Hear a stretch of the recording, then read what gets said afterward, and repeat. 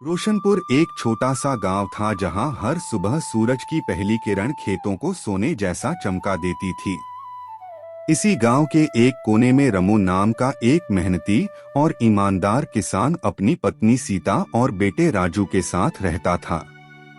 रमू के पास एक छोटी सी जमीन थी जो उसे उसके पिता से विरासत में मिली थी और उसी पर खेती करके वह अपने परिवार का गुजारा करता था। उसका बेटा राजू पढ़ाई में बहुत होशियार था और रमू और सीता का सपना था कि एक दिन वह बड़ा आदमी बने और पूरे गांव का नाम रोशन करे। हालांकि उनके पास ज्यादा पैसे नहीं थे, लेकिन वे हर हाल में राजू की पढ़ाई में कोई कमी नहीं आने देते थे। उसी गांव में हरिया नाम का एक लालची जमींदार भी रहता था जिसकी नजर हमेशा रमू की उपजाऊ जमीन पर रहती थी। वह बार बार रमू से जमीन बेचने को कहता, लेकिन रमू हर बार इनकार कर देता। एक दिन जब रमू खेत में हल चला रहा था, हरिया आया और बोला कि जमीन मुझे बेच दो, मैं मुंहमांगी कीमत दूंगा।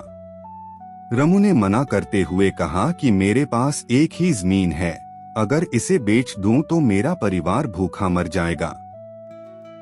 यह सुनकर हरिया गुस्से से चला गया और सोचने लगा कि वह जमीन किसी भी हालत में हथी आएगा। अगले ही दिन जब रमू अपनी बैलगाड़ी पर अनाज और सब्जी लेकर बाजार जा रहा था, एक तेज रफ्तार कार ने आकर उसकी गाड़ी को टक्कर मार दी और बिना रुके भाग गई। रमू घायल होकर गिर पड़ा और उसे तुरंत अस्पताल ले जाया गया। डॉक्टर ने कहा कि रमू का ऑपरेशन जरूरी है और 50,000 रुपए का इंतजाम तुरंत करना होगा।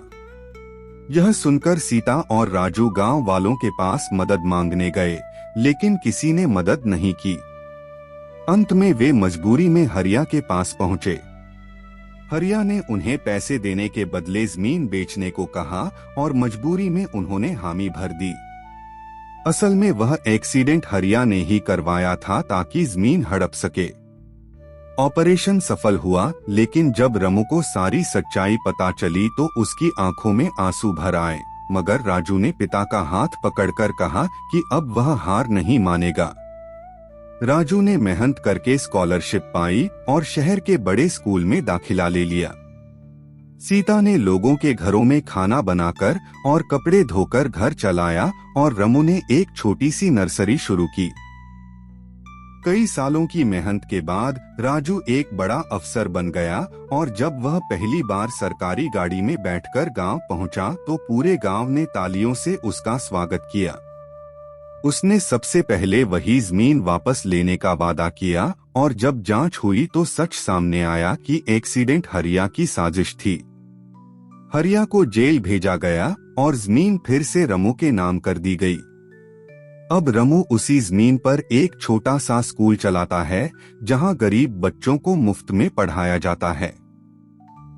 गांव वाले आज भी कहते हैं कि रमू की जमीन सिर्फ मिट्टी नहीं थी, वह एक सपना था जो कभी बिका नहीं।